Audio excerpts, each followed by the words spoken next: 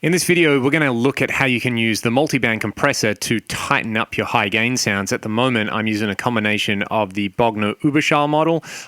These are pretty much the settings that I use on my recording preset. If you've seen that video, all I've done is change the power tube type to 6L6s. And instead of blending it with the Atomica, I'm blending it with the Brit 800. And it sounds, what cabs am I using? I'm using my Brit 412 V30 mix, and I'm actually using Justin York's Park IR that he shared on the Fractal forum. This is what it sounds like with my PRS SC245.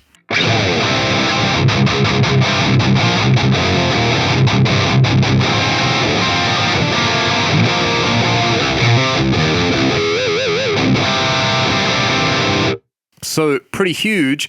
Have a listen to the palm mutes though. You'll notice this kind of like low mid, almost honk isn't the right word, but as you palm mute, the low mids kind of build up.